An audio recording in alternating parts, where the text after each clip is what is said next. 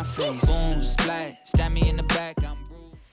Hola a todos y bienvenidos al podcast de la Sala Creativa. Hoy tenemos con nosotros a la actriz Laura Rico. Hola. ¿Qué tal estás? Pues bien, es el primer podcast que grabo, así que con calma, pero un poco con nervios también. Bueno, Cosas viviendo del directo. nuevas experiencias, Sí. ¿no? Vamos a empezar hablando un poco sobre tu información, ¿no? Tu formación. Porque tú tienes pasión por el teatro desde que eras pequeña, ¿verdad?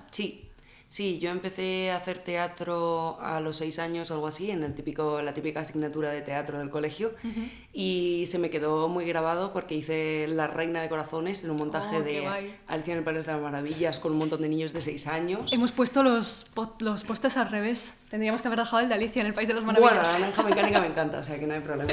Bueno. Y se me quedó también muy grabado porque me decía todo el mundo que solo se me oía a mí. Yo tengo una voz muy particular que me ha dado muchos altos y muchos bajos en mi vida de actriz. Pero yo estaba haciendo mi papel y hablando súper alto y además me sabía las líneas de las otras niñas y se las iba diciendo así cuando se quedaban en blanco. Entonces a partir de ahí digamos que descubrí mi pasión. También me pasó, o sea, descubrí mi pasión realmente una vez que fui al teatro y vi una obra que no me acuerdo cómo se llama, era una obra cómica en la que sacaban un montón de gente del público y tal y cual, y fue porque yo soy de Madrid, de Alcorcón, y luego me mudé a Alicante, que es donde me he criado y he hecho teatro y todas estas cosas hasta que volví aquí a estudiar, y fui al Teatro Cuero Vallejo a ver esta obra y salí y dije, yo quiero hacer eso que acabamos de ver lo quiero hacer yo. Qué Mi madre guay. en plan, ¿estás segura? ¿Por qué tal? Y yo, sí, eso, yo quiero hacer eso. Y a partir de ahí pues ya me apunté a teatro y empecé a hacer teatro sin parar. Qué guay, ese descubrimiento de pasión. A mí me pasó algo parecido. Además, en una hora en la que sacaban al público y me sacaron, de hecho, en mi pueblo, que yo soy de Extremadura, de un pueblo que yo no tengo una familia artística, nunca he ido al teatro ni nada, casi no íbamos ni al cine con la familia. Entonces vinieron y fue como, creo, la primera obra de teatro típico de niños que te sacan, y me subieron, y encima me pusieron de abuelita, con una voz súper aguda que tenía yo, y era la típica que te van diciendo las frases, y fue como súper divertido, y de repente vi que la gente se reía, y fue como de wow, ¿qué es esto? ¡Qué fantasía! Sí, ¿verdad? Y después de tener esta realización, ¿qué hiciste? ¿Cómo continuaste? Pues yo seguí haciendo, porque yo tenía dos cosas muy distintas. De pequeña quería ser actriz o científica. Ah, ostras. Científica, simplemente por el hecho de, Qué guay, ¿no? mezclar cosas en probetas. En un laboratorio. Sí, ese concepto me encantaba. Pero seguí haciendo teatro hasta que se me acabó el colegio y ya no tenía más asignatura de teatro como extraescolar optativa. qué pena. Y ahí ya me apunté a un club joven en el Centro 14 en Alicante, porque ya ahí ya me había mudado a Alicante. Y seguí ahí haciendo teatro y tal, y luego llegó el punto un poco de eso de que llegas a bachiller y yo dije, vale, ¿qué hago? ¿Hago bachiller de ciencias y al final me hago científica o tiro por esta otra cosa que me gusta mucho, que me encanta y que es mi pasión? Y llegó un punto en el que yo hablé con mi madre y mi madre me dijo, tienes toda la vida por delante. Si esto te sale mal, pues ya estudiarás otra cosa que te guste en otro momento y ya está. Porque mi madre también hizo un poco ese camino, ella estudió Bellas Artes, entonces tiro por ahí, luego por diseño gráfico y tal y cual, y ha estado currando toda la vida de eso. Entonces ella me apoyó mucho en ese sentido. Mi padre estaba como más reacio, ¿no? Porque era el típico que había dejado los estudios para trabajar y se había estado ahí trabajando. Entonces mi madre me dijo, mira, haz lo que te dé la gana. Yo dije, bueno, pues voy a hacer bachiller de artes y luego ya veré. Porque para la RESAD, que es donde yo estudié finalmente, te pedían o bachiller o como un curso de esto de como capacitación de gente que no ha hecho bachiller, pero un curso de escuela para adultos, algo así, o un grado, no sé qué. Entonces yo me decanté, pues eso, por hacer bachiller de artes, me lo pasé pipa, y eso que no era ni siquiera de artes escénicas, era pintar y no sé qué, que también me encantaba. O sea, fuera artístico, pero plástico. Sí, porque no había del otro cerca de mi casa, ni remotamente cerca. Yo me entonces tuve que dije, mudar claro. a una hora de mi casa para hacerlo. Yo dije, bueno, si no me cogen... Y luego ya cambió mucho el panorama, yo no era, si no me cogen en esto, me hago científica, fue, si no me cogen en la RESAD, pues estudio Bellas Artes y me voy presentando año tras año a la RESAD hasta que me cojan. Tuve también la suerte de que me cogieran la primera vez que me presenté, Qué guay. así que cuando terminé la selectividad y tal, fue como, vale, pues el año que viene me tengo que mudar a Madrid. Y yo, que soy de noviembre, todavía tenía 17 años. Ostras. Y fue como, bueno, pues me mudo. Y ahí pues mi familia se cagó de miedo completamente, en plan, encima se va a ir a otra ciudad, ella sola, a estudiar una cosa de artes que quién sabe si le va a dar de comer, y ahí ya la gente pues se volvió un poco más loca. Pero bueno, me mudé aquí. Yo tenía todavía la casa en la que yo me había criado cuando nací aquí, entonces tenía la suerte de tener una casa, aunque en ese momento estaba en alquiler y tal y cual, pues yo tenía acceso a una habitación y poder estar en una casa, entonces súper bien. Mi madre se vino conmigo los primeros meses porque estaba muy acojonada y ya nada, entré a la Resat y terminé hace 3 años o así. ¿Por qué te decidiste por la Resat y no por cualquier otro sitio? Mi otra opción, si no, que me pillaba más cerca de casa, era la ESAT de Murcia. Pero yo tenía muchísimas ganas de irme de mi casa. Muchísimas. También sirvió un poco de excusa, ¿no? Sí, totalmente. Yo a mis padres los quiero un montón, pero siempre han sido súper sobreprotectores conmigo y yo he sido una persona pues muy independiente, muy rebelde y muy todas estas cosas. Entonces yo tenía también como ese típico sueño de... me voy a la gran ciudad a estudiar teatro. ¡Oh, qué ilusión! Entonces, claro, yo hice pues el típico sueño de me voy a la gran ciudad a estudiar teatro y dije, coño, si me cogen en la Resat, pues mucho mejor que si me cogen en la ESAT de Murcia, que me van a llevar mis padres en coche todos los días. Entonces, apliqué para la Resat, hice las pruebas y de repente me llegó el mail, me cogieron y fue como... que me mudo, que me voy y ya está, y empiezo una nueva vida y todas estas cosas, ¿no? Entonces, pues, Qué chulo. más por ahí que por ninguna otra razón. También porque al final vas a estar más cerca del trabajo, quieras que no, en Madrid y en Barcelona es donde se mueve todo, ya sea de teatro, ya sea de audiovisual o lo que sea. Entonces, si ya has estudiado ahí, ya estás más cerca, ya conoces a la gente, ya has empezado a moverte en esos círculos o en esas cosas, mejor que mejor. Así que yo dije, mira, para adelante y ya está. Ah, por todas. Ah, por todas. Y tú entraste en la modalidad de interpretación textual. Uh-huh. ¿Qué puedes contarme sobre las pruebas? Que es que desde fuera hay como una cosa muy miticismo de ¡buah, las pruebas de la Resat son la cosa más complicada del mundo o tal! Y tenía muchas ganas de hablar con alguien que ha estudiado allí para que... Dime, ¿de verdad es como súper complicado o nos pasamos un poco? Más que complicado es que son muchísimos... O sea, muchísima gente se presenta para muy pocas plazas. Uh-huh. Eso es lo principal. Y al hacer como esta especie como de pruebas... con tantísima gente para algo público, pues realmente se junta todo el mundo ahí, porque claro, al final es la educación más o menos más accesible a nivel monetario que tú puedes tener dentro de este gremio de actuar, porque si no te tienes que ir a una escuela particular o alguna cosa más específica que te van a pedir pues mucho más dinero de matrícula, de cursos y todas las cosas. Entonces al ser pública te facilita mucho todo eso. Por eso pienso que aplica muchísima gente y es que para textual cada año hay, si no me equivoco, 28 plazas. Son muy 14 pocas. personas por clase, 2 clases. Para gestual solo hay 14 porque solo hay una clase. Joder. Claro, para la única que hay como el A y el B, ¿no? A1 y A2 que se dice, tienes textual. Para el resto, para gestual, musical y tal, solo hay una clase. Para dirección, escenografía, no sé qué, hay una clase, 12 personas, 14 personas. Y esas son las plazas que hay al año. Entonces, claro, yo pienso que ahí sí que se junta muchísima gente y que tienen que ser muy estrictos con muchas cosas de las pruebas para claro, tiene que haber un filtro. Recortando de alguna forma y que pase solo 28 personas. Por eso es difícil entrar en la Resat. Bien es cierto que te tienes que preparar bastante. Yo me preparé un montón las pruebas con la profesora que yo había tenido de teatro, que había sido mi profesora de teatro en el colegio.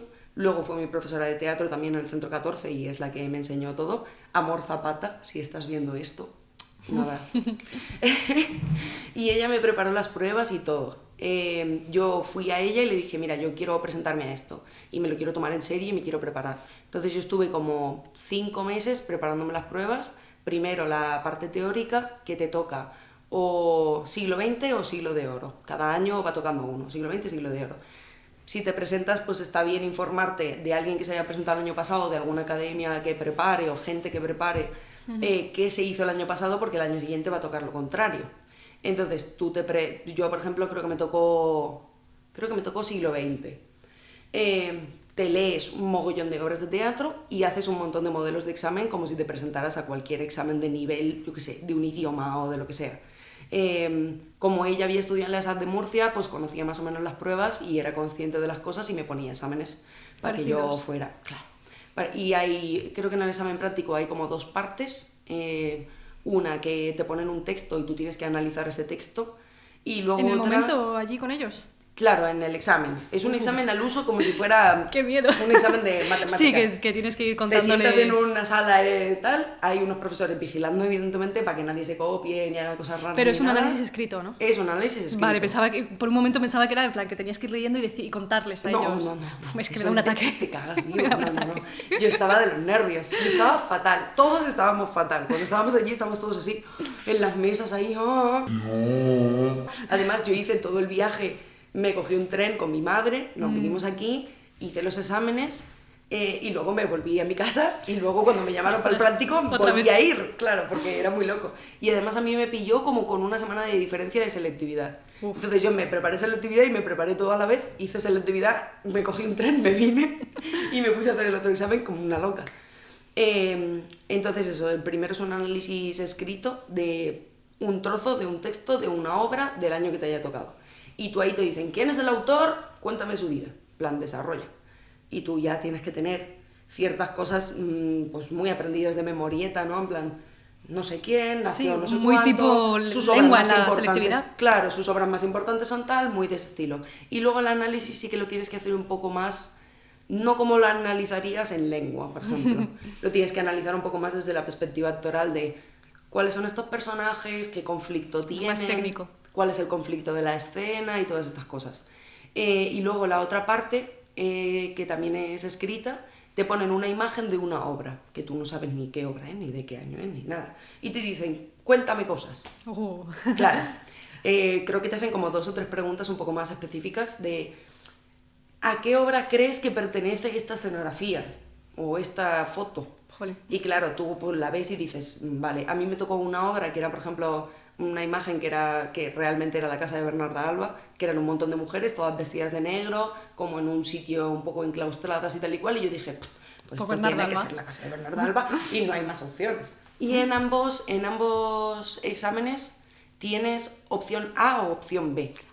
Entonces tú lees el texto y dices, vale, no me sé nada de Miguel Miura y este texto es de Miguel Miura y no me acuerdo de nada. Me voy a Lorca, que sí que sé lo que es. Y tiras ahí millas y ya está.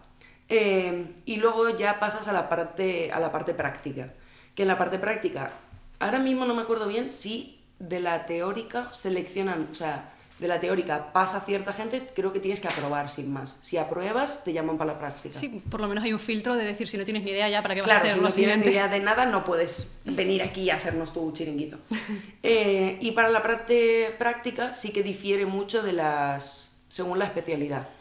Yo no tengo ni idea de qué les piden en dirección o escenografía o alguna cosa así. Bueno, en dirección creo que te hacen como una entrevista y tienes que hablar de ciertos montajes y si te ha gustado, si no te ha gustado, cómo lo habrías montado tú para que fuera tal. Y en interpretación, si es textual, tienes que llevar. Primero te hacen como una prueba colectiva que es física. Estáis todos, por a lo mejor 20 personas que han seleccionado y os ponen a hacer una prueba física. Pues corréis un poco, calentáis, no sé qué, no sé cuánto, y luego te ponen una música y te tienes que mover con la música o te empiezan a decir cosas. A nosotros nos empezaron a decir, sois una llamita, una chispa, y luego sois un fuego muy grande. Paranoias Me así, está recordando superlocas. mucho a clases de aquí, del Claro, rollo de... claro, de expresión Imagínate. corporal, un poco de ese rollo de expresión corporal y tal. Qué guay. Entonces nos hicieron eso, como pasar por distintos elementos, en plan agua, viento, no sé qué, no sé cuánto, y luego nos dijeron que hiciéramos un personaje con eso. Como nosotros les teníamos que entregar nuestro DNI al empezar la prueba, pues nos lo teníamos que llevar y a nosotros nos pidieron que uno por uno fuéramos desde nuestro personaje que habíamos creado con alguno de esos elementos pidiéndole a los jueces que estaban ahí que nos dieran el DNI por alguna razón. En plan, necesito el DNI porque me he enamorado de no sé quién y tengo que ir y coger un tren y sin mi DNI no puedo y yo qué sé, montarte una paranoia ahí y pedirles el DNI. Y luego ya nos sacaban a todos... y iban llamando uno por uno para que hicieras como la prueba individual que tienes que llevar. A ver si un texto cómico, pasó algo muy gracioso en mis pruebas, es que un chico pensó que eso era un monólogo en plan el Club de la Comedia. Oh. Pero un texto cómico no es un monólogo en plan el Club de la Comedia. Es un texto de una obra cómica que sea gracioso dentro de esa obra o lo que sea. Eso es un texto cómico. Luego un texto dramático, un texto de algo en verso, ya fuera un poema o una escena, o sea, un monólogo en verso o alguna cosa así, una canción, y luego te hacen también una cosa que es lectura a primera vista. Lectura a primera vista, te dan un papel con un texto, yo que sé, a mí creo que me dieron Platero y tú o algo de esto, y lo tienes que leer a primera vista, entonándolo como bien puedas y todo, leerlo en voz alta a primera vista y ya está, y a ver qué tal. Las pruebas son bastante locas porque, claro, tú tienes a todo el mundo ahí delante tuya, 4 jueces, y te dicen, hola, y tú, hola, soy Laura y vengo a haceros mi propuesta. ¿Por qué quieres empezar? Y yo, pues por el texto cómico. Es como un casting, ¿no? Claro, y tú tiras ahí. A mí, por ejemplo, en mis pruebas no me dijeron nada. Normalmente... Ostras. O sea, llegaste y lo hiciste. Claro, yo llegué, me presenté y me dijeron, muy bien, ¿por qué quieres empezar? Y yo, por el texto cómico, hazlo. Y ya está. Y yo llevé un texto cómico de Las Preciosas Ridículas, en el que puse un acento ruso así, no sé qué, y me inventé una paranoia. Yo llevaba hasta mis propias props, en plan, llevaba un abanico para no sé qué, un no sé qué para no sé cuánto. Qué guay. Yo iba llevando mis propias cosas, había gente que se traía un baúl lleno de cosas. Y yo como, Dios mío, yo me he traído un abanico de plumas, ya está, esto es todo lo que necesito. Y normalmente, o muchas veces, por lo que yo he oído, porque a mí no me ha pasado, te paran o terminas el monólogo y te dicen, vale, ahora hazlo como si se lo estuvieras contando a una amiga tuya. O ahora hazlo como si estuvieras muy triste. O ahora hazlo más aéreo. O ahora hazme el monólogo sin hablar. Y tú como, y te van pidiendo como cosas raras para ir jugando un poco contigo y viendo qué cosas puedes sacar. Pues a mí no me dijeron nada en toda mi prueba. ¿Les encantó? Yo llegué, hice mi texto cómico y me dijeron, muy bien, siguiente. Hice mi texto dramático, que mi texto dramático me lo inventé. Ah, ¿se podía literalmente...? No, yo hice un texto vale. de O sea, llevabas... Strindberg, Claro, yo hice un texto de Strindberg que era la más fuerte, y que es todo un monólogo durante toda la obra. Yo cogí un fragmento y hice ese fragmento. Yo todo esto lo había trabajado con mi profesora, lo había hecho 200 veces. Pues en el momento me cagué de miedo y de repente se me olvidó el texto. Y empecé a hilar texto en plan, vale, esto creo que no lo he dicho. Y volvías. Del tercer párrafo, luego del segundo párrafo, luego no sé qué, y cuando me quedé sin texto dije, hasta aquí, y me fui. En plan, hice chimpón, y me fui de escena, y dije, aquí acaba. por lo menos con seguridad. Yo dije, esto acaba aquí. Chun, chun, chun. Ala, y me fui. Coló. Yo probablemente entiendo que toda esta gente sabía, porque se habrán leído esa obra 400 veces, que yo me lo estoy inventando, pero yo no...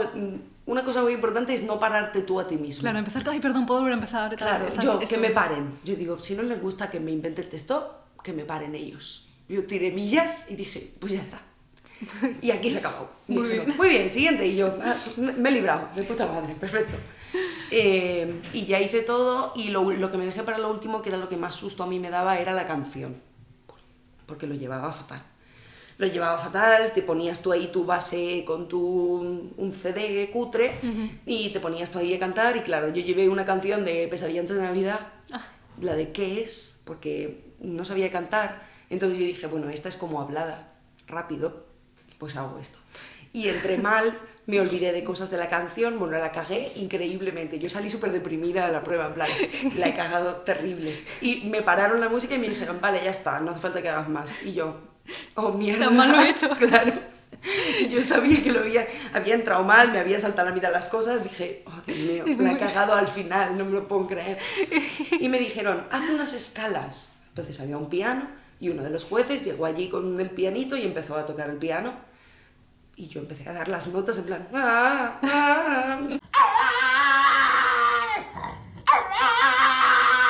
cagadísima de miedo, diciendo, bueno, pues ya está. Ya he perdido, ¿sabes? La he cagado terrible, nadie me ha dicho nada, nadie me ha parado en ningún momento, nadie me ha dado notas de nada, tal. Hice las escalas y me dijeron, pues muy bien, muchas gracias. Y yo, a vosotros, muchas gracias. Y salí para afuera y me fui, que estaba mi madre ahí esperándome, y yo le conté todo el drama, en plan, la he cagado en la canción, no sé qué. Y mi madre, pero que no te presentas a musical, no pasa nada. En musical tienen que hacer más o menos lo mismo, pero tienen que llevar, creo que en lugar de monólogos son casi todo canciones. Una canción de no sé qué, una canción de no sé cuánto y otra cosa de no sé quinto. También tienen la lectura y tal. Y en gestual hacen más o menos lo mismo, pero el objetivo es que todo eso esté llevado desde el cuerpo. Claro, que esa conecta con otra pregunta que te iba a hacer, que era cuál es la diferencia primordial entre textual y gestual, que supongo que el gestual viene todo de expresión corporal, ¿no? Exacto. O sea, en gestual la diferencia principal en la carrera es que textual construye desde el texto, desde lo que te dan de texto, tú te lees, yo qué sé, La casa de Bernarda Alba, analizas el texto y desde ahí vas construyendo todo lo demás. En gestual es muy distinto, construyen desde el cuerpo. A lo mejor en lugar de coger un texto tal cual, dicen, vale, aquí pasan estas cosas. Vamos a hacer una impro en la que estamos todos de cuerpo, no se puede hablar o se pueden decir pocas palabras o no sé qué, y el cuerpo es el que tiene que contar esta historia. El cuerpo es el que te tiene que contar la Ilíada. El cuerpo es el que te tiene que contar la casa de Bernarda Alba. ¿Cómo lo haces? Vale, pues hay una figura, que es Bernarda Alba, que tiene que ser físicamente más fuerte, no sé qué, no sé cuánto, y demostrar poder sobre las demás, que son sus hijas, que no sé qué. Y ahí es donde va jugando. Sí. Luego se hacen cosas muy distintas, por eso nosotros trabajamos mucho desde el texto y gestual trabaja mucho más desde el cuerpo. Por ejemplo, eso, empiezan con una impro, el taller de montar una obra, en lugar de empezar eligiendo una obra, empiezan con una impro y a partir de esa impro dicen, vale, aquí han pasado estas cosas chulas, vamos a llevarlo por aquí, de qué queremos hablar, de qué no sé qué, y van haciendo un poco más esa creación colectiva desde el cuerpo, que no significa que no hablen, evidentemente hablan, no están todo el rato haciendo mimo, que también hacen mimo, pero también se le da un peso al texto y también tienen asignaturas de técnica vocal y cosas así, pero el mayor peso es el cuerpo y el gesto, y estudian muchas más técnicas de cuerpo y de gesto concretamente. Y luego musical, cantar y bailar, que no significa que no hablen, que no significa que no se muevan, pero que su foco principal es el control del canto, de pasar de texto a canto, porque eso es una cosa muy importante musical, y de poder hacer todas esas cosas mientras estás bailando una coreografía de Bob Fosse que se le ha ocurrido montar a tu profesora de interpretación. Entonces, eso es un poco como las diferencias que también están pues reflejadas, ¿no?, en las pruebas. Y otra cosa que también te piden en las pruebas es un texto narrativo, es decir, como contar una historia. Ay, qué guay. Claro, entonces ahí, por ejemplo, en textual, tú estás contando una historia como si fueras un cuentacuentos a lo mejor, que el cuentacuentos ya es un propio personaje o un showman o un no sé qué. En gestual lo podrías hacer desde yo soy el cuento y te voy a contar la historia a través de lo que me pasa a mí en el cuerpo y de lo que estoy haciendo, apoyado en menos palabras, más apoyado en el cuerpo. Y en canto te podrían hacer, o sea, en musical te podrían hacer lo mismo, pero cantando. Te voy a contar esta historia y es una canción, pero te estoy cantando, te estoy bailando, te estoy escenificando. Esas son como un poco las principales diferencias. Qué interesante. Qué guay. Y si hace falta, córtame en algún momento. Que yo nada, no. O sea, además me encanta aprender de todo esto, porque ya te digo, nunca había venido nadie de La Restada al podcast y es como que escucho cosas, pero son todo como súper mitificado, esa cosa de, ¡buah, no se puede entrar a La Restada! Tal, no sé qué, sí. Lo que te comentaba antes. Y por eso también quería preguntarte un poco como, ¿cuáles son las asignaturas más importantes a lo largo de la carrera? Pues te puedo hablar principalmente de interpretación textual, que es lo que yo he hecho, porque ya te digo que hay muchísimas diferencias, depende de la rama. Para la gente que no ha hecho nunca nada de teatro, si tú no tienes ni idea de nada, no te metas a gesto o a musical por la cara. Métete a textual, que realmente es lo que te va a dar una base más amplia en todos los sentidos. Y luego, mucha gente de La Resada habla que quizá gestual o musical deberían ser una especialización, porque al final una de las cosas que se dice mucho en La Resada es los de texto no se saben mover, los de gestual no saben hablar y los de musical solo saben cantar y bailar y no saben hacer nada más. Entonces, parece que cojea un poco la formación en esos sentidos porque es muy específica para algunas cosas. Claro. Yo pienso que textual es como lo que te da una base más amplia, de cero, ¿no? Y más amplia. Que no has hecho nada de teatro en tu vida, no te metas a gestual. Ya por sabéis. Favor. Haz algo de teatro primero y luego te metes a gestual, que gestual es la hostia, está muy bien. Yo me planteé luego meterme a gestual porque me encanta acrobacia, esgrima y todas esas cosas. Qué me encantan. Guay. Pero textual es un poco lo que te da una base de todo, de lo que luego te van a pedir más a la hora de trabajar, porque luego producciones musical da muchísimo trabajo, pero producciones que hayan gestuales únicamente es algo muchísimo más específico, que las hay y son la hostia, yo no desmerezco a nadie. Pero textual te da una base más amplia. ¿Por qué? Porque aparte de tener interpretación, que es el grueso de horas y de créditos, es como una carrera, es 60 créditos al año, el grueso de horas y de créditos es interpretación. Clases de 5 horas, haces un montaje, etc. El primer año en interpretación haces escenas, el segundo haces un montaje de escenas, solo escenas, cómicas y luego dramáticas, y a partir del tercero ya haces una obra a mitad de curso, otra obra a final de curso, y en cuarto haces una obra a mitad de curso y luego ya tu TFE, que es otra obra normalmente, a no ser que lo quieras hacer teórico, que se puede, pero en teoría tal. Y luego tienes asignaturas que van variando de año a año, pero digamos que lo principal sería expresión corporal. Dentro de, además de cosas de cuerpo, expresión corporal, tienes baile, tienes esgrima, tienes acrobacia, luego también tienes expresión oral, verso, ¿qué más? Bueno, hay también asignaturas que son teóricas, que no son tan prácticas, que tienes historia del arte, historia del traje, historia de las artes y el espectáculo, y teoría de las artes y el espectáculo, que no es lo mismo, porque cuando analizas historia, pues estás yendo directamente pues, a las cosas históricas que han pasado y que han marcado un cambio, y cuando estás hablando de teorías, estás hablando un poco más de filosofía, de en qué momentos se empieza a analizar el arte como el arte interpretativo, como un arte en sí mismo, cuándo se le da como peso a estas teorías, qué significa para el ser humano interpretar, porque todos aprendemos imitando a otras personas, estás imitando a gente, estás utilizando esa imitación para transmitir cosas a otras personas y para enseñar a otras personas ciertas cosas, que es realmente el origen, y un montón de teóricos y de gente que va estudiando el arte de la interpretación como tal.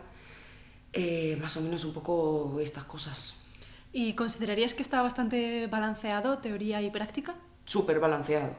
O sea, si faltas, en la RASAD por lo menos, si faltas a X clases, ponte, creo que es un 10 o un 20% de las clases, automáticamente suspende la asignatura. Aquí también pasa todas las eso. asignaturas.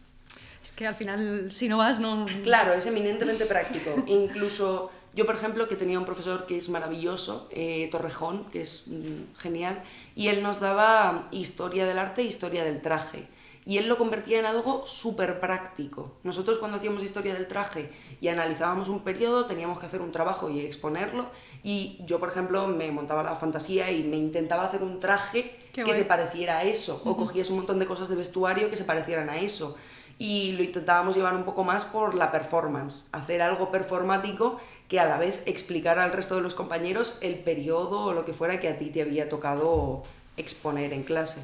Entonces, al final, unos u otros van convirtiendo todas las asignaturas en cosas más prácticas. Luego, hacia cuarto también tienes pedagogía y dirección, que les tienes solo como una asignatura en lugar de explayarte tanto. Tienes cámara también, que practicas un poco de audiovisual que no has podido en el resto de años, y en pedagogía aprendes a dar clases de teatro, es decir, tú has estado recibiendo clases de teatro durante 3 años y ahora vas a probar a hacerlo tú.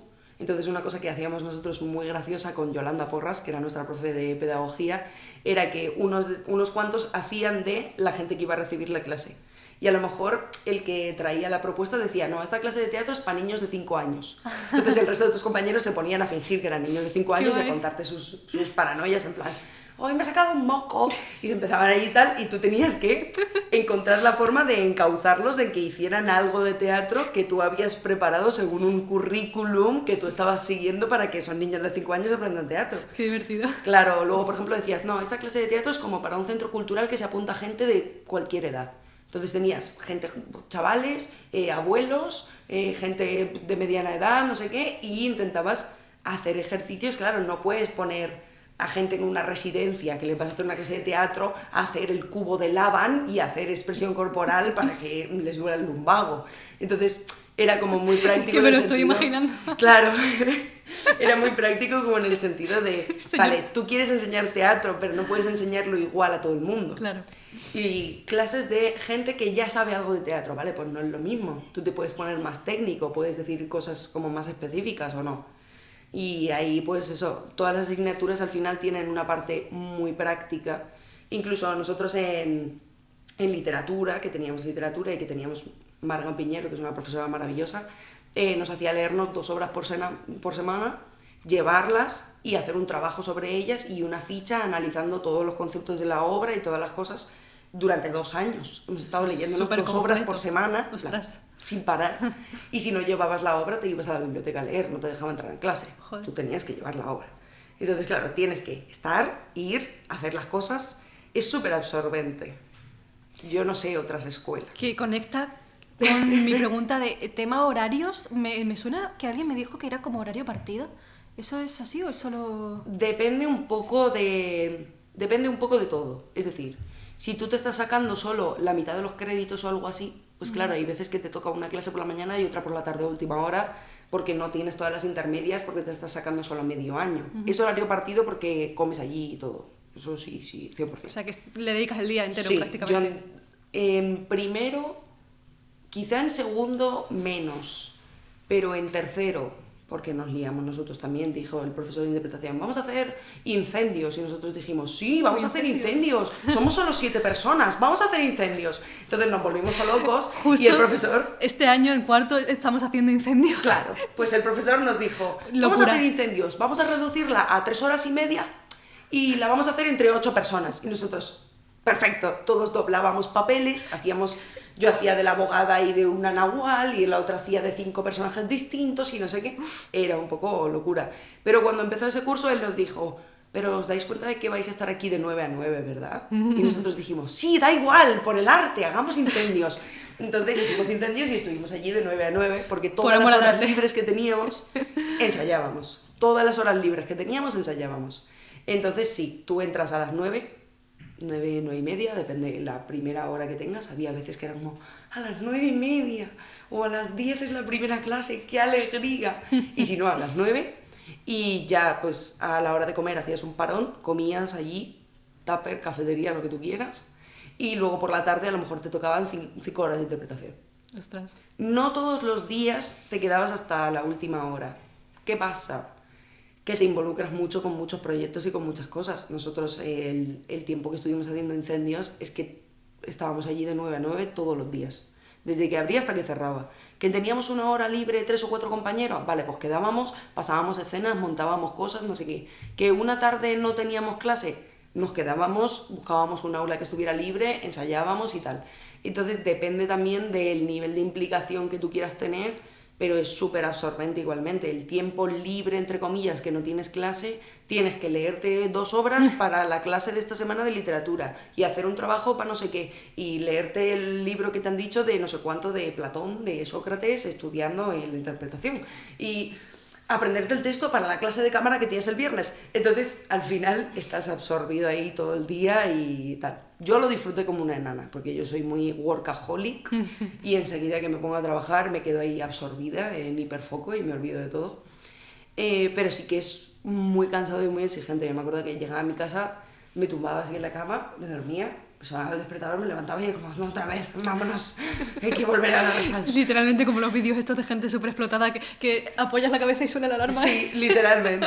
Entonces sí, es súper absorbente, y también es eso, tú puedes elegir estar mucho más absorbido o absorto si te implicas mucho en ciertas cosas. Quedas con no sé quién para practicar una escena o una cosa que no os está saliendo muy bien al Inter, o quedas y dices, venga, pues vamos a llevar una propuesta en la que en esta escena vamos a estar comiendo y vamos a estar haciendo no sé qué y vamos a estar haciendo no sé cuánto. Cuanto más lleves tú y más te impliques tú, pues ya el poco tiempo libre que te queda te lo comes con patatas. Y los fines de semana igual, pues a estudiar, a hacer todas las cosas, a hacer los trabajos, a no sé qué.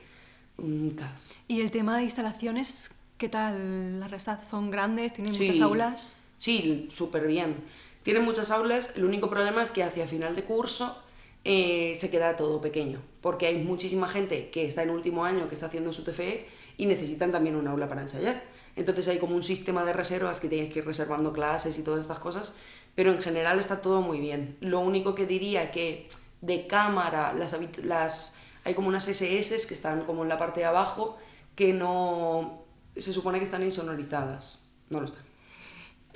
Entonces es un poco complicadete.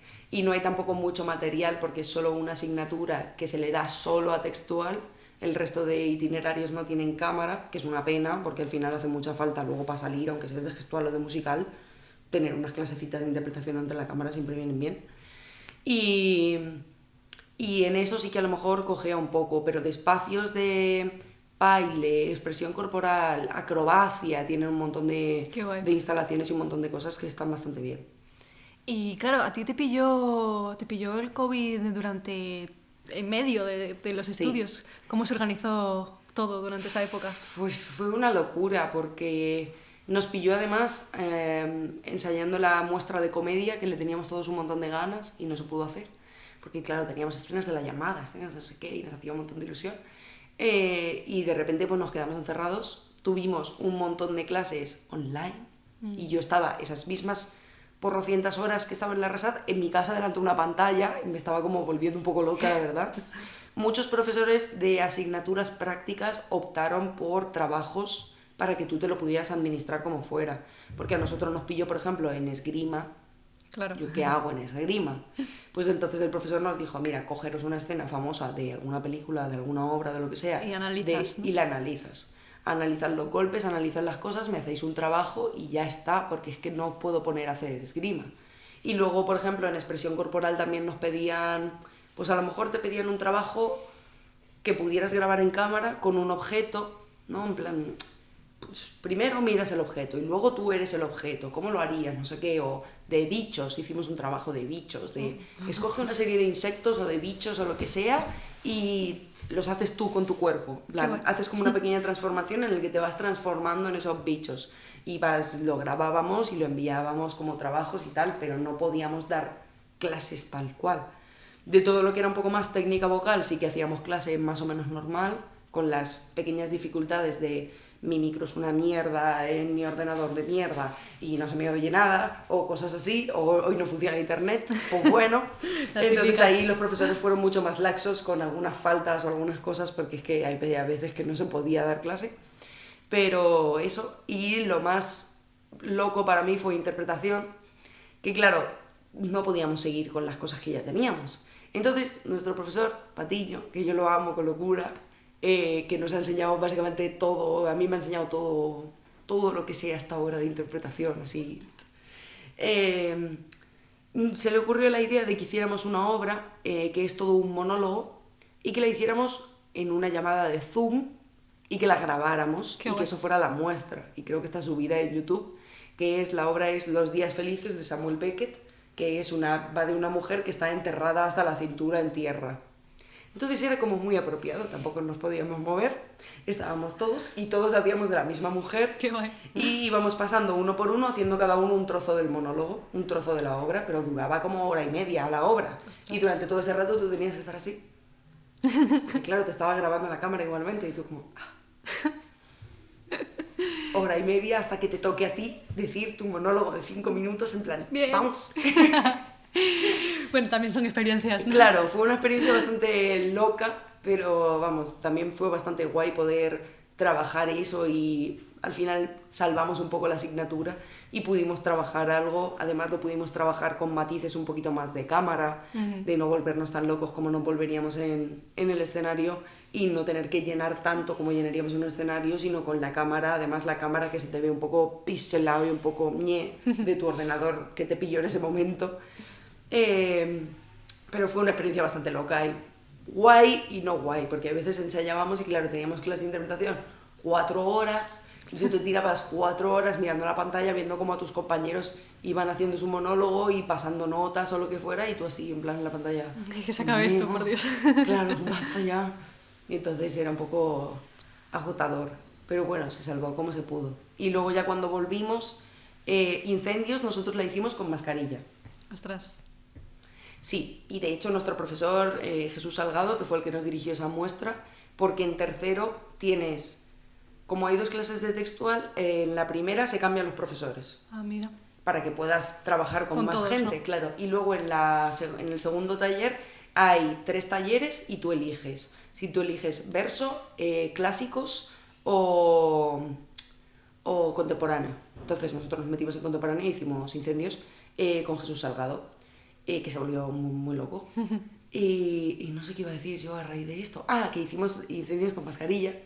Y nuestro profesor pues dijo, bueno, cuando hagáis los monólogos, que estáis solos en el escenario y lejos del público, quitaos la mascarilla. Menos mal. Para que se nos viera un poquito, Que sea... porque hicimos incendios con los ojos. Qué complicado, encima es una obra tan compleja. Sí, fue Buah. muy loco. Luego tuvimos una pequeña redención porque le pedimos permiso a Wajdi y nos cedió el permiso para hacer la función una vez, porque nosotros cuando hicimos la obra contactamos con una asociación de mujeres refugiadas de la Franja de Gaza y pudimos hablar con ellas y hablamos con una familia por videollamada y tal, y nos contaron, nos contaron todas sus experiencias, les preguntamos un montón de cosas, hablamos con las hijas, con todo, nos contaron pues cómo habían bombardeado su casa un día que ellos no estaban y volvieron y ya no había casa, y nos empezaron a contar un montón de cosas para nosotros intentar acercar un poco la obra a nosotros, que era algo que nos pillaba muy lejos, ninguno por edad, tampoco dábamos la gente como más mayor que sale en la función,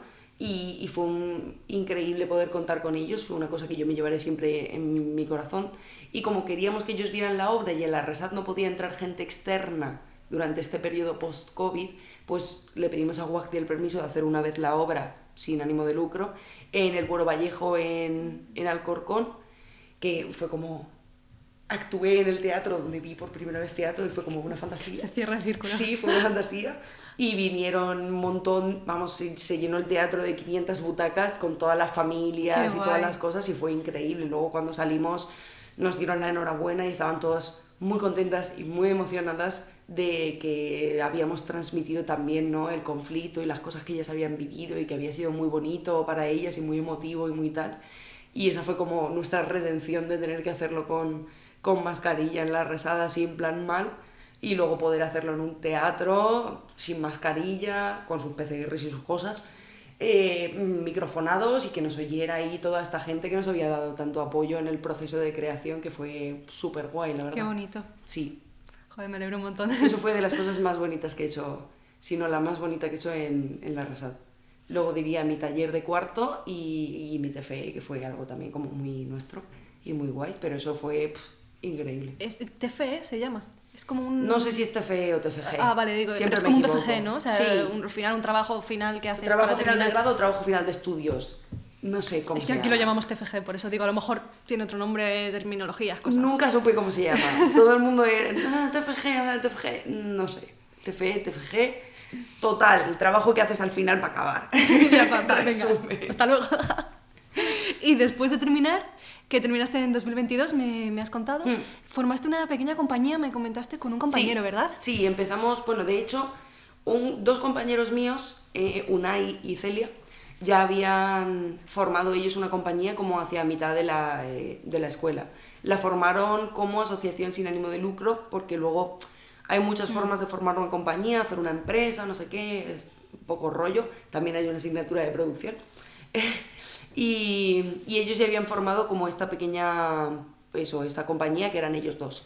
A raíz de una cosa que hicimos, porque ellos habían escrito como una función, pero necesitaban a más gente, yo me uní, luego mucha gente se cayó del proyecto y yo me quedé con ellos ahí a tope, y al final tuvimos que hacer escenas que no eran las nuestras y una locura. Pero a raíz de eso como que nos unimos mucho y luego hicimos nuestro TFE o TFG juntos, y luego yo me uní a su compañía, a su asociación sin ánimo de lucro. Y ahí empezamos, pues eso, empezamos con esta pequeña obrita que eran como sainetes de los Álvarez Quintero reversionados y cambiados y hechos así como un poco metateatrales y tal. Y empezamos a hacerla en Sala Sof, y luego empezamos a hacer una obra que ya escribió Unai Ferrer, que es mi compi actual también de la nueva compañía. Es que ha habido muchas compañías, muchos proyectos de compañía. Que es La Muñeca, que empezó como un microteatro que empezamos a hacer en la biblioteca Soho Club, que bueno, ya no existe, ahora es como un club de monólogos y tal. Y empezamos ahí como en una batalla de microteatros de, bueno, pues a ver qué tal, o a ver qué tal sale. Empezamos a ganar, funcionaba súper bien porque es una locura cómica muy guay, y dijimos, vale, pues vamos a ampliarla a una obra completa. La íbamos a estrenar allí, pero cerró el teatro y se convirtió en otra cosa. Entonces la estrenamos, no me acuerdo, no me acuerdo si la estrenamos ya directamente, no, la estrenamos en La Sala a la Sala. La Sala a la Sala. Y luego la llevamos a los teatros Luchana con una movida que tienen ellos de teatro emergente joven y no sé qué, y funcionó súper guay. Y ahora esa obra es la que vamos a llevar al Lara, que vamos a estar todos los jueves de verano en el Lara. ¡Qué guay! Con Spanish Horror Story, una comedia horrorífica, terrorífica de parodia de las películas de terror. Ya está, ya he hecho la promo, el spam. Es un poco pronto, pero el spam. Momento promo. Y claro, no sé si tú estuviste tanto, o sí, con las próximas, que me has dicho que ha habido como varios proyectos. ¿Cómo funciona esto de crear una compañía como tal? Porque habrá temas legales, papeleo y todo esto. Sí, ¿no? y es un rollo muy grande. Nosotros empezamos como asociación sin ánimo de lucro porque teníamos proyectos como muy pequeñitos y de esa forma podíamos facturar y nosotros tampoco cobrábamos un sueldo porque no cobrábamos nada. Entonces dijimos, bueno, todo lo que gane la compañía se reinvierte. Para la compañía. Claro, se reinvierte en cosas que haga la compañía, en escenografía que se necesite para la compañía, en cosas de la compañía. ¿Qué pasa? Que a medida que fuimos creciendo y que ya tenemos que facturar en un teatro importante como sería el Lara, o cuando tuvimos que hacer facturas en los Luchana y cosas así, dijimos, ¿cómo hacemos esto? Entonces estuvimos investigando varias formas para nosotros poder empezar a cobrar legalmente dinero, porque si no, pues no se podía cobrar nada. ¿Nada que comer? No se podía. Porque en todos los sitios te piden factura, entonces teníamos dos opciones, o hacernos autónomos y facturar por ahí, que tienes que pagar autónomos, tienes que dar de alta a las otras personas que están trabajando contigo desde ti mismo como empresa, y además no tienes ningún respaldo legal, eres tú el respaldo, eres tú mismo. Entonces eso nos abrumaba un poco. Y también además nos quedamos solos Una y yo, porque nuestra otra compañera Celia se fue a vivir a Australia, porque era su sueño también. ¡Ostras! Sí. Y nos quedamos un poco nosotros diciendo, ¿qué hacemos con la obra? Además teníamos otra obra que estamos empezando a ensayar ahora, el TFE, que lo remontamos con otra persona para poder seguir moviéndolo, y no lo teníamos nada claro pues cómo hacer para facturar, porque empezamos a trabajar con ayuntamientos, de ir a centros culturales y hacer cosas así, y dijimos, ¿qué hacemos? Tienes varias opciones. Si tú formas una asociación, legalmente no puedes cobrar, pero estás exento de algunas cosas, puedes estar exento de IVA o de algunas cosas, y al final puedes reinvertir el dinero en tus propios montajes y en tus propias cosas, aunque no estés cobrando como tal un sueldo. Luego tienes autónomos, tienes formar una SL, que te piden una entrada de, no sé, varios miles, 2.000, 3.000 de euros, que sea como la base, y luego gestionar una empresa como tal, que yo ahí no nos hemos metido, entonces no lo tengo muy claro. Y luego también tienes cooperativa, que es que se juntan varios autónomos y hacen como una cooperativa todos juntos, y eso también tiene muchos beneficios porque existen muchas ayudas ahora de cooperativas. ¿Qué hicimos nosotros que nos dio la suerte del mundo mundial?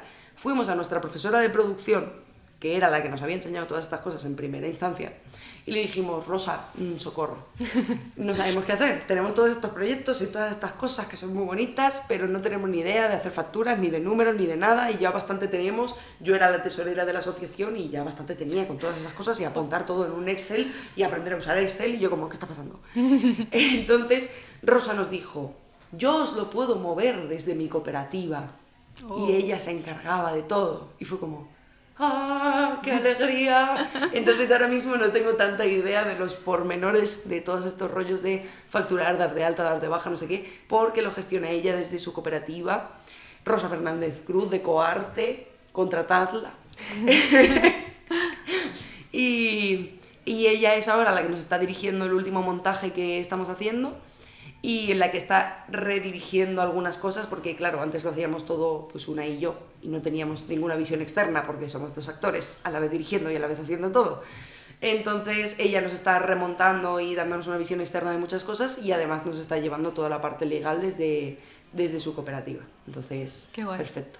Luego también nos informamos de que hay empresas que se dedican a hacer facturas para actores. Entonces, hay empresas que se dedican a, vale, pues tú tienes toda esta serie de bolos, si tú consigues un montón de bolos, no tienes empresa, no tienes nada, todas estas cosas también llevan tiempo, que te lo acepten, los papeleos, no sé qué, puedes recurrir a una de estas empresas y se llevan un porcentaje de tu dinero, por hacerte todas las gestiones. Es realmente como una gestoría, pero especializada en Para esto. bolos, actores, cosas de teatro, y es muy especializada para eso, y casi hacemos una cosa con ellos y ellos te dan todo, te dan de alta, te dan de baja, te hacen la factura, te lo mandan todo súper bien. Te hacen también un curso de prevención de riesgos laborales si no lo tienes, que resulta que hay que tenerlo y que no lo sabía, cosas así. Entonces es una buena opción. Evidentemente pues se van a llevar algo de tu dinero, y si estás en una sala off súper escondida que va a ir a verte solo tu abuela, pues no te renta. Es más fácil que te hagas a lo mejor eso, una asociación, y que el dinero se quede ahí para financiar futuros proyectos y cosas. Depende de cómo estés trabajando, con quién estés trabajando. Por eso es muy importante juntarte a trabajar con gente con la que te lleves bien, con la que ya hayas trabajado y que no haya habido problemas, que no vayan luego a pedirte 20 euros del bolo porque no se los puedes dar, porque sois una asociación y no está contratado legalmente, y uy, te echan las manos a la cabeza. Entonces ahí hay problemitas. Pero al final se puede ir sacando todo un poco adelante, y si no, pues evidentemente nosotros también hablamos con un gestor que era amigo de los padres de Unai, que era el que les llevaba sus cosas de autónomos y tal, y él nos asesoró también muy bien. Entonces, si tienes que invertir 50 euros en ir a un gestor y enterarte de cómo hacer las cosas legalmente, hazlo, porque si te queda un foco en la cabeza, ¿qué haces? Entonces es importante hacer las cosas más o menos bien, aunque esté en un pequeño vacío legal, suficiente. Y todo el tema de, bueno, supongo que a estas alturas ya no lo llevaréis tanto vosotros, pero todo el tema de contactar con salas y tal, ¿cómo funciona? Nosotros nos hemos presentado, nosotros lo que hacemos mucho es festivales, convocatorias abiertas. Por ejemplo, hace poco ha cerrado la convocatoria de Red de Teatros Independientes. Entonces tú pues rellenas su ficha, haces el vídeo de tu obra. Para casi todas las cosas necesitas un vídeo de tu obra. Si no la has estrenado, ingéniatelas. La montas donde puedas, ¿no? La montas donde puedas, donde te den, aunque tengas que hacer un bolo gratis para un centro cultural de un ayuntamiento, da igual, porque es que la tienes que tener grabada. Entonces a lo mejor de ahí no ganas nada. Vale, pero necesitas tener la función grabada. ¿Que consigues un bolo en el que te pagan y así grabar la función también? Mejor. Perfecto, muchísimo mejor. Pero si no, la tienes que tener grabada. Claro. O hacer un teaser, o hacer alguna cosa así de, vale, pues reservamos una sala, pues una salita como esta, cogemos unas cámaras, nos grabamos un teaser, que se entienda un poco de qué va la función, que se vea a los actores actuando y algunas cosas que quede así un poquito mono, y con eso lo podemos enviar. Pues por ahí puedes empezar. Pero 100% para contactar necesitas o un vídeo completo de la función, que te lo piden en casi todas las convocatorias de festivales y de un montón de cosas, te piden un vídeo completo de la función, o un teaser o una cosa que ellos puedan ver algo. Porque si solo les pasas el texto, pues un texto puede ser buenísimo, pero luego el texto, registrar los textos si son vuestros, muy importante. Porque si no registras el texto, lo mismo lo mandan y dicen, ¡qué obra más buena! La voy a firmar yo. Perfecto. Entonces ya te has quedado sin proyecto y te has quedado sin nada. Y te jodes. Y te jodes. Entonces eso, registrar textos es muy fácil, lo puedes hacer online, no tienes que ir a ningún sitio. Está perfecto. Nosotros que trabajamos casi todo textos de mi compañero Unai, porque es dramaturgo. Yo siempre digo que me trae por el camino de la amargura los dramaturgos, pero sí, él lo hace todo, lo registra todo online y tal, y nunca le han dado ningún problema, así que súper bien. De hecho, además, cuando lo tienes registrado, si lo cambias, lo puedes ir actualizando, o sea que perfecto. Y la gran mayoría de cosas es enviar mails, llamar por teléfono a gente, presentarte a convocatorias, presentarte a festivales, estar atento. Eso es igual que cuando mandas castings y estás atento a solo actores, a casting no sé qué, casting.es y todos los castings que haya posibles que tú puedas optar, pues igual. Convocatoria de teatro no sé qué, seguir en redes sociales a todos estos organismos que te pueden dar una convocatoria en algún momento. La red de teatros independientes, el teatro del barrio, el teatro de no sé dónde, el teatro no sé quinto, los luchanos, no sé qué, no sé cuánto, los sigues a todos y te suscribes a sus newsletters y a lo que haga falta para que ellos te vayan mandando convocatorias para tú tener mandarlas. El correo lleno de cosas. ¿Sabes? Exacto.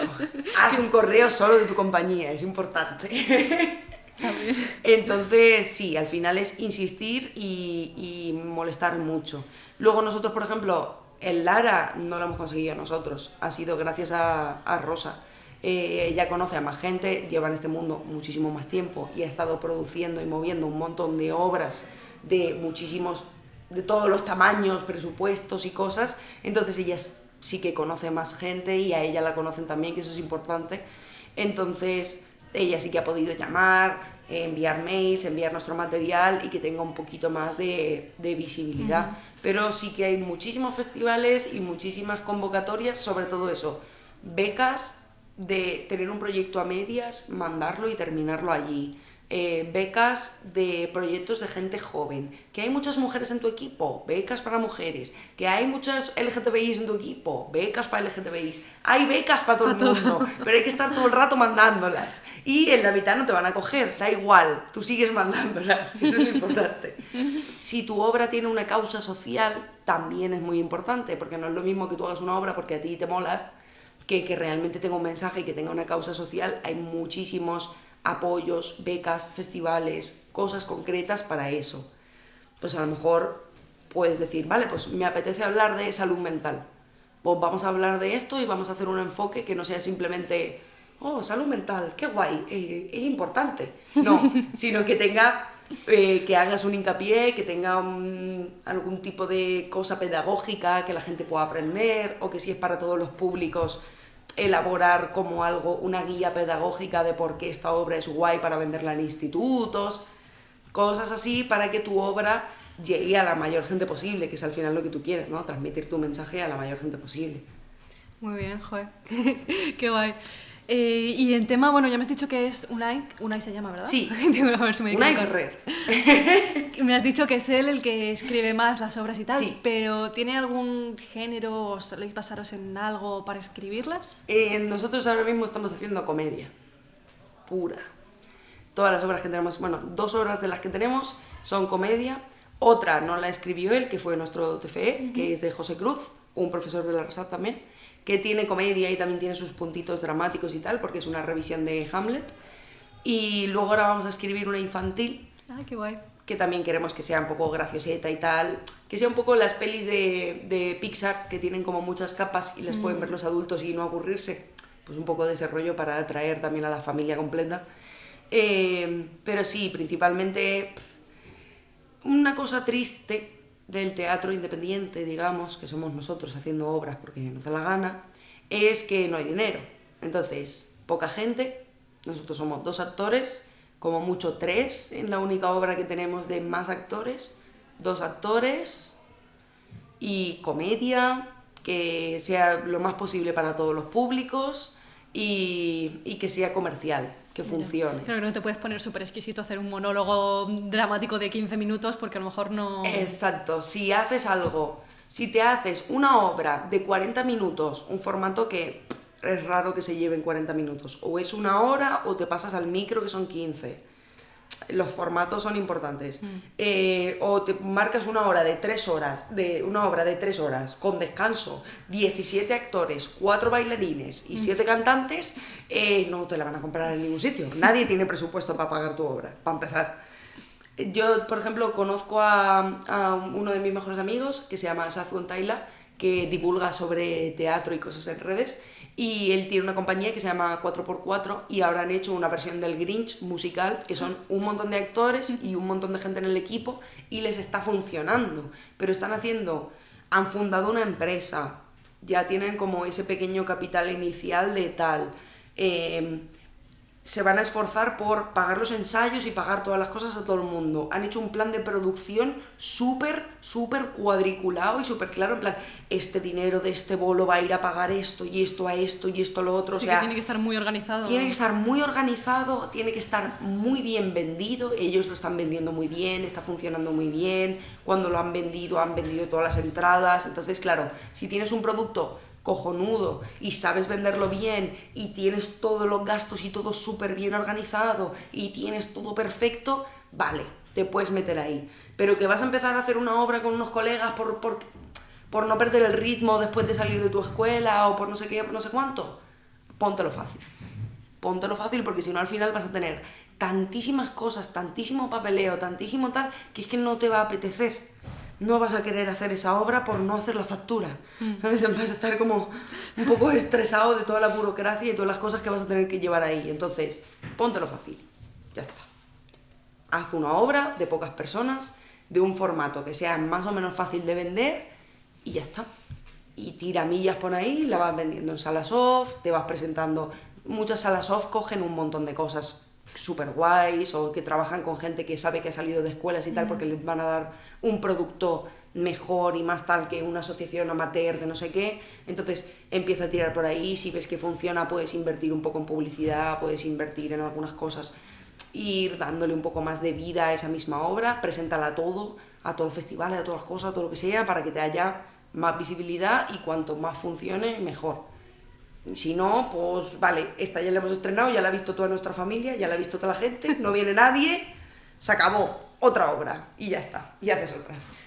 Y vas reciclando. Claro, es como una bola de nieve al final, ¿no? Que se tiene que ir haciendo grande poquito a poco. Claro, si también estás atento a convocatorias, becas y cosas, también puedes decir, vale, aquí piden una cosa específica, pues vamos a hacer una obra específicamente de esto, para que nos la cojan aquí, chachi. Que te la cogen. Es una buena opción. Sí. Claro, que te la cojan, perfecto, que no, pues si quieres la montas tú por tu cuenta, si no tal, es un proyecto que tienes ahí. Entonces, ahí vas cogiendo un poco de... poniendo un huevo en cada cesta, como se dice, y viendo a ver dónde funciona la cosa. Genial.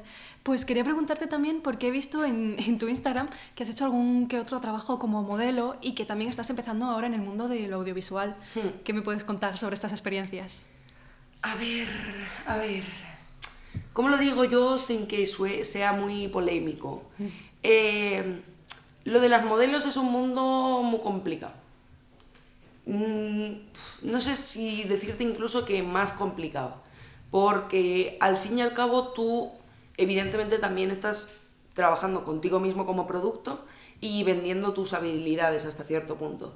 Pero hay cosas que van más allá de tus habilidades, que tienen que ser tu genética, es decir... Yo he hecho pasarela y yo estoy en el límite de altura por debajo.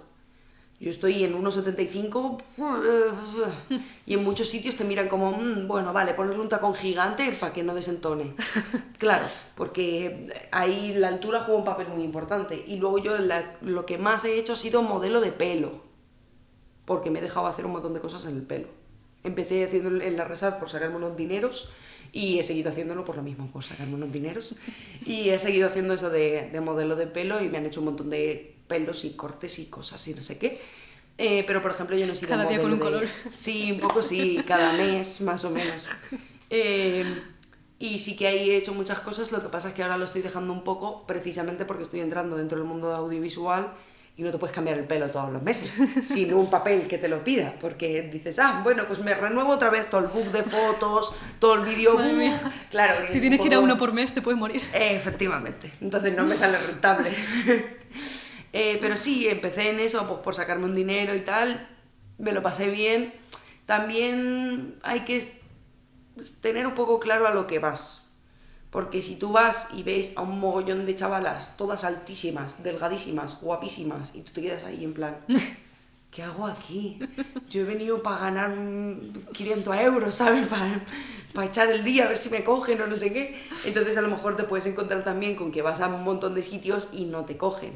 Y ahí empiezas con la barrera del no, que es algo riquísimo de esta profesión.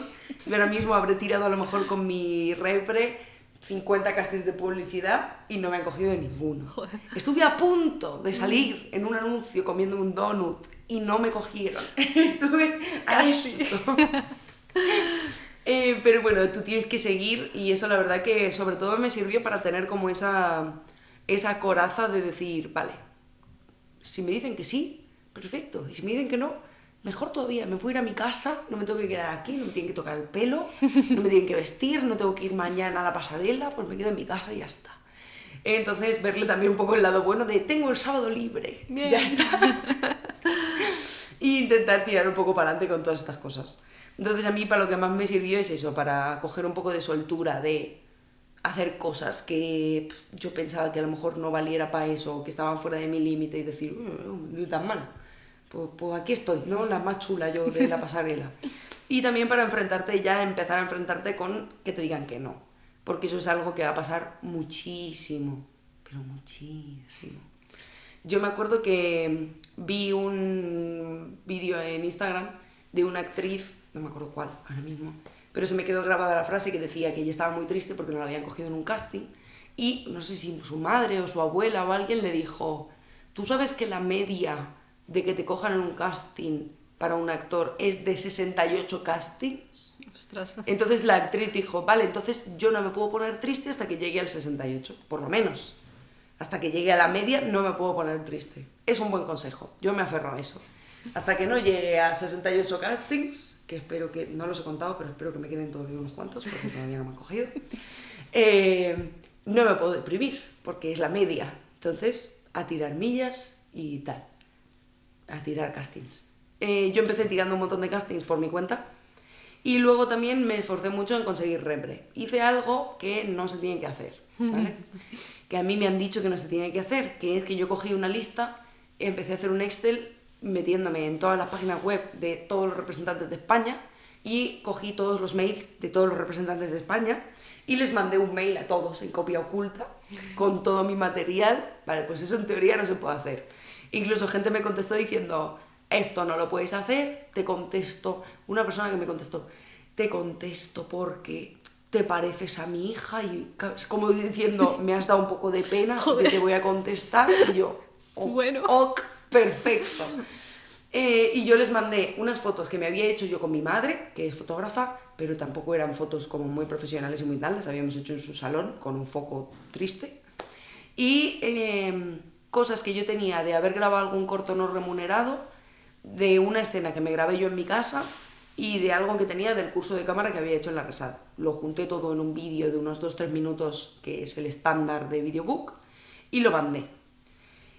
Un montón de gente no me contestó, como más de la mitad, el 90% de la gente no me contestó. Me contestaron algunos de, bueno, vale, vamos a hacerte una prueba como de 6 meses, a ver qué tal funcionas, o vale, te cogemos para publicidad, a ver qué tal funcionas y si funcionas. Menos mal que no cogí eso porque en 6 meses no me comió nada de curro, entonces me habrían echado ya.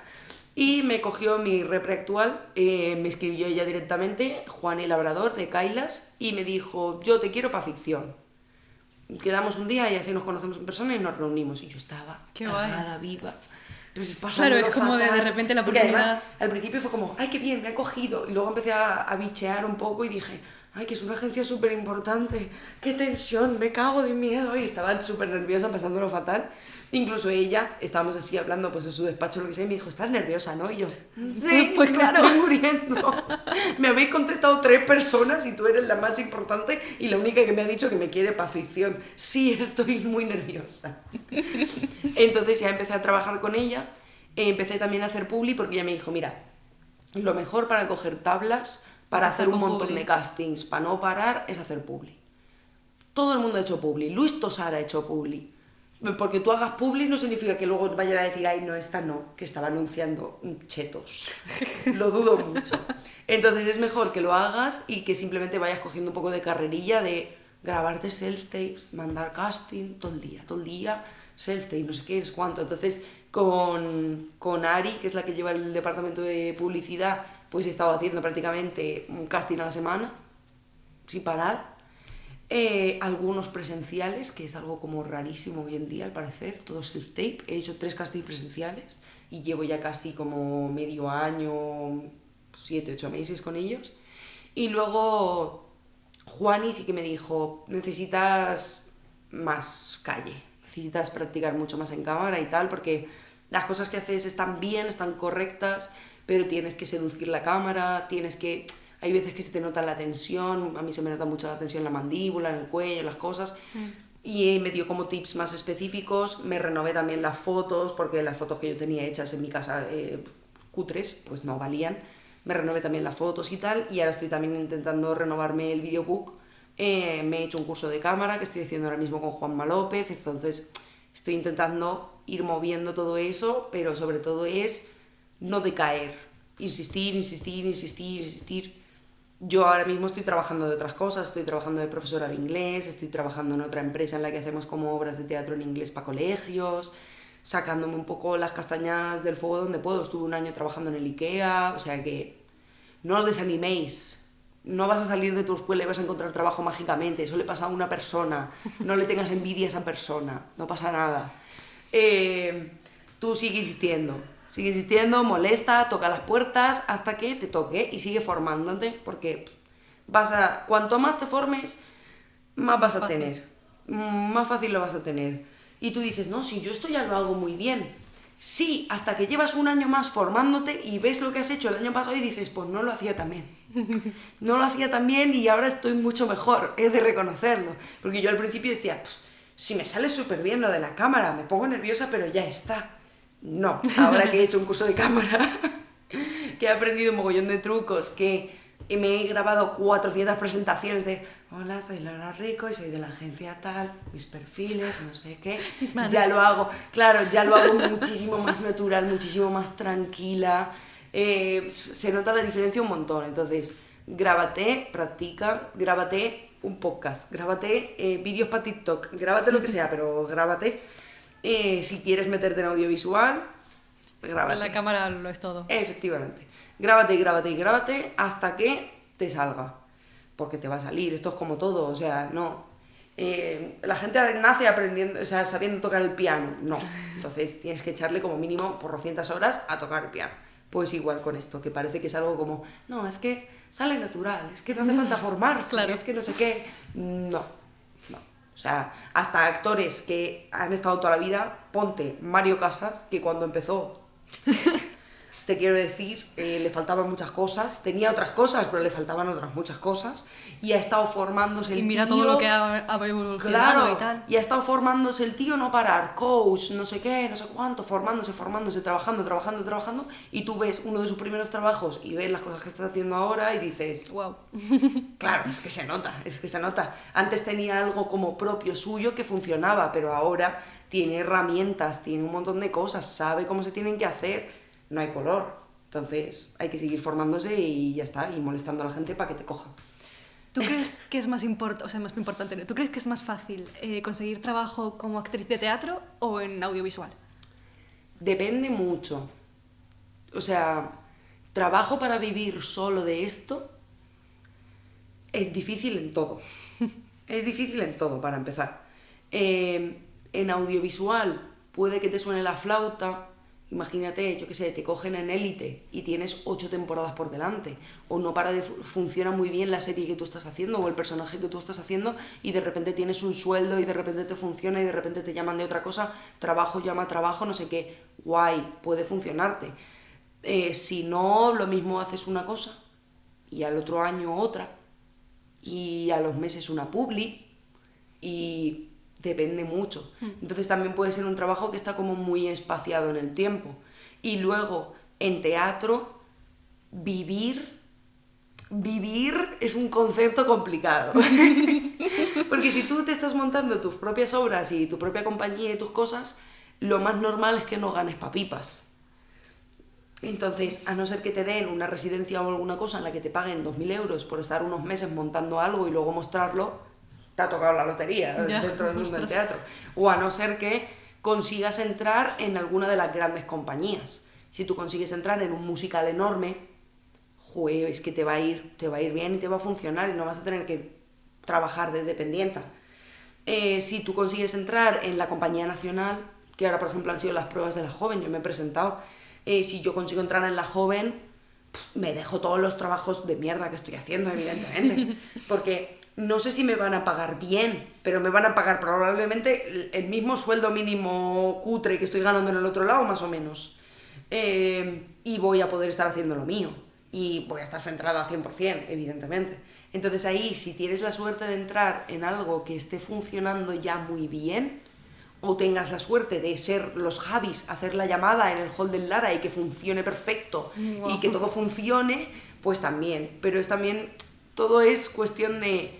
estar en el momento correcto con todo tú correcto. Que tú lo hagas bien en el momento en el que lo tienes que hacer bien y que todo se alinee para que encima de eso capte la atención de la gente y funcione. Los astros ahí. Claro.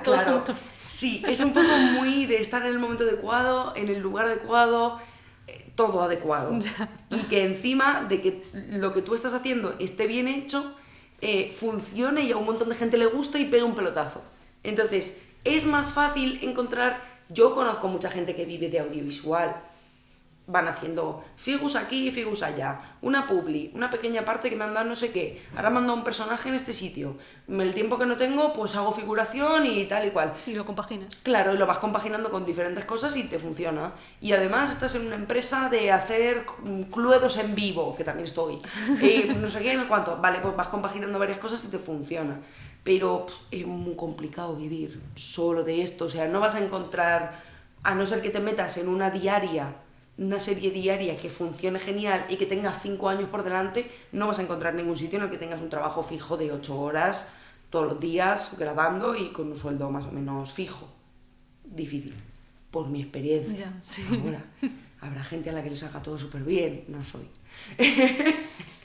No somos la mayoría. De momento no soy. ¿Qué cosas?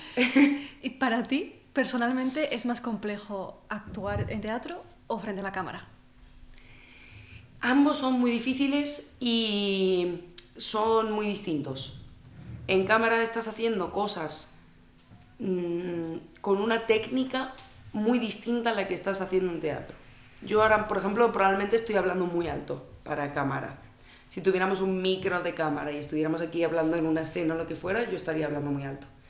Y luego tendría que estar más mirando a cámara, ¿no? A los lados de la cámara, dando foco, buscando foco con la mirada, para estar presente, para tal. En teatro, por ejemplo, es todo lo contrario.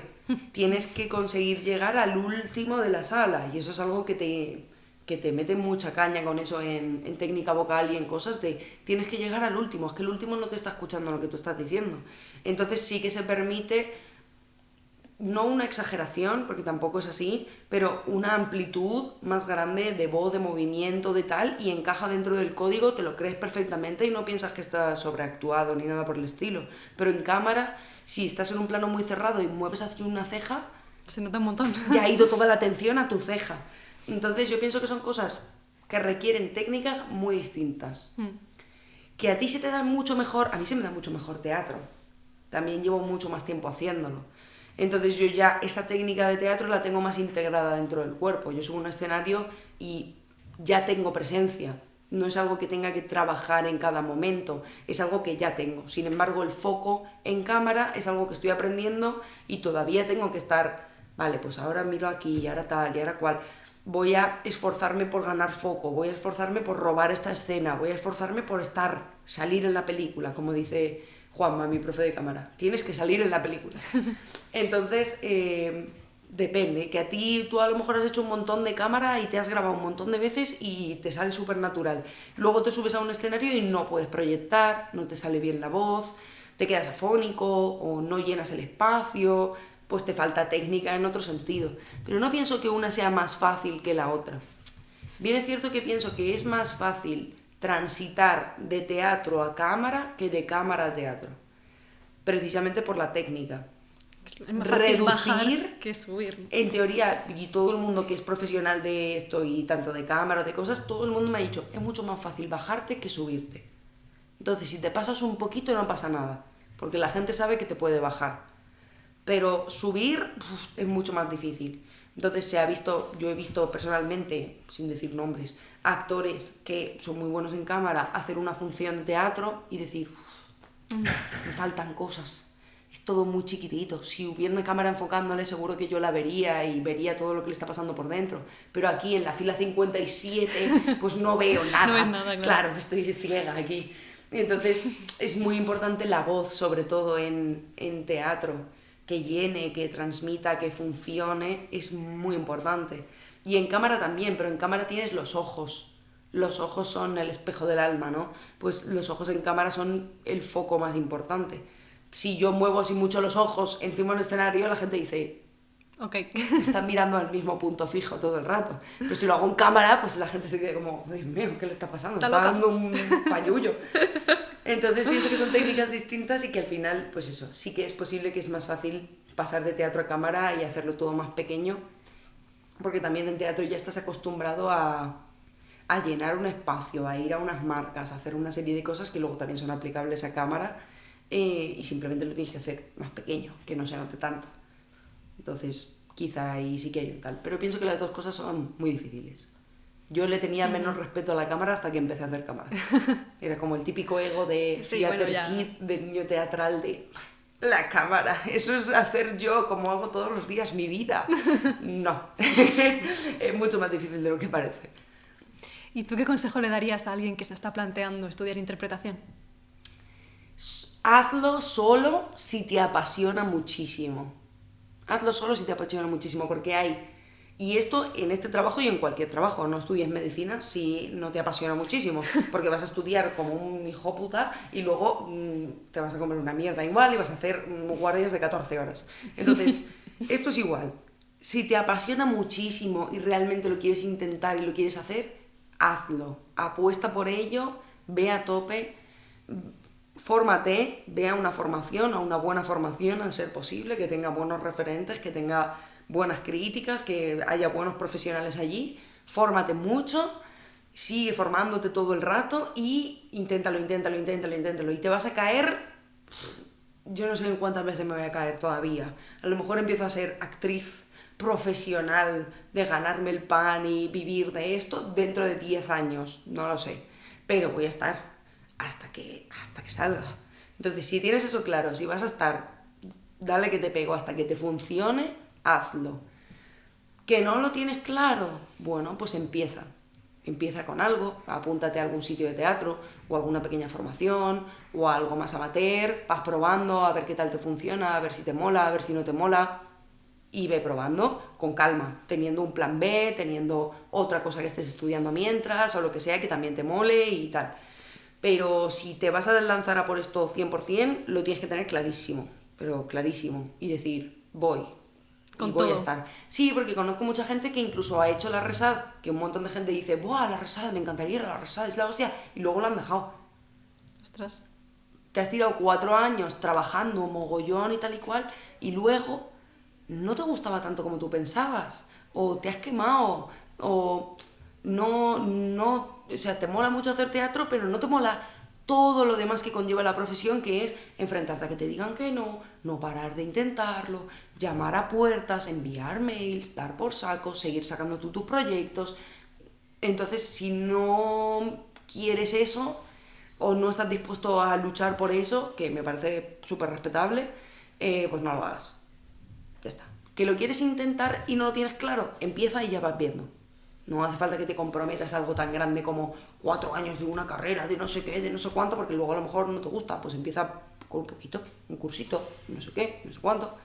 Y Si vale. lo tienes clarísimo, pues te tiras de A por ello. cabeza y ya está. Y tú ya sabes a lo que vas. Yo desde que entré en la RESAD, lo primero que nos dijeron, esta profesión es muy difícil, vais a enfrentaros a un montón de gente que os dé por saco y un montón de gente que os diga que no. Vale, lo acepto. Si lo aceptas, tírate. Ya está. Disfruta del proceso y del camino. Y ya está. Aunque a veces sea complicado, hay que disfrutarlo también. Sí.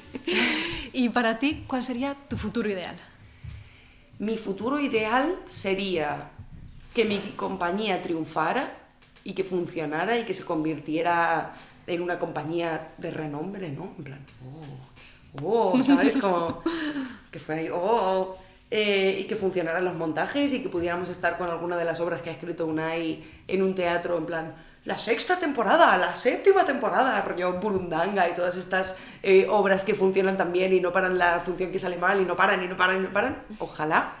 Y salir uno de mis sueños es salir en la tele para que lo vea mi abuela. Mi abuela está muy ilusionada y está todo el rato que la llamo en plan, a ver, ¿para cuándo sales en un anuncio? Y yo, ya lo sé, abuela, que tengo que salir para que lo veas tú. Entonces, salir en algo, en una serie o en lo que sea, si fuera en una telenovela o algo de las que ve mi abuela, sería Increíble. una fantasía porque le daría un parraque. Entonces, en alguna serie así diaria o en alguna cosa de eso, sería increíble para que lo viera mi abuela. Y ya está. Y luego ya, pues, protagonizar una película o alguna cosa así sería Claro, esos increíble. típicos sueños ya de, ¡buah! Ese es el todo típico- lo que me venga, ¿no? Claro, ese es el sueño genérico de, hombre, evidentemente protagonizar una película. Protagonistas, no te voy a decir que no. premios, todo lo que sea. Lo que Claro, sea. no te voy a decir que no, pero sí, lo que más ilusión me haría a mi nivel personal sería eso, que nuestra compañía, que hemos trabajado un montón por ella, funcionara súper bien y que mi abuela me viera en la tele y se pusiera muy contenta. Pues ojalá, a luchar por ello y te veremos próximamente. Eso espero. Vamos a terminar, pero antes me gustaría jugar a un juego. Y es que aquí en este tarrito tengo preguntas aleatorias.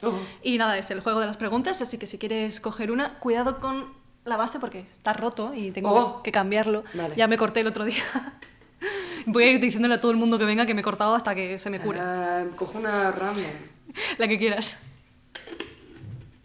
A ver. Ay, Nada, qué tranquila. susto. ¿La leo yo? ¿La Sí. lees tú? De todos tus logros artísticos, ¿cuál es el que te ha hecho sentir más orgullosa? Orgullosa. No lo sé.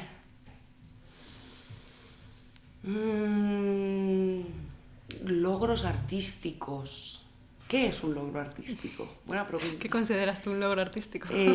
Pues quizás sí que sería tirar para adelante con nuestra compañía y tal, porque sí que es algo que hemos hecho nosotros de cero.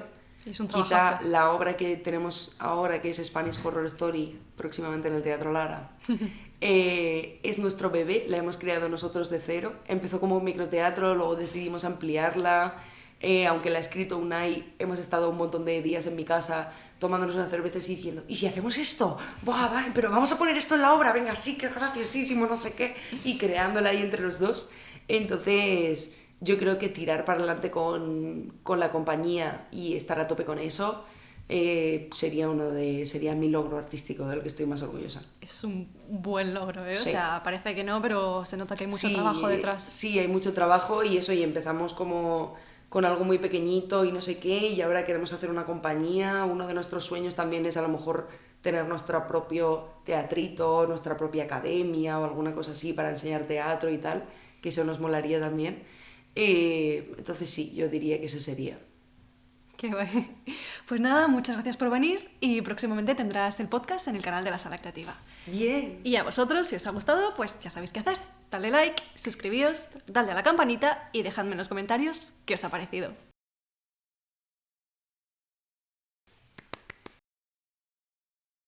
¡Yeah! Bien.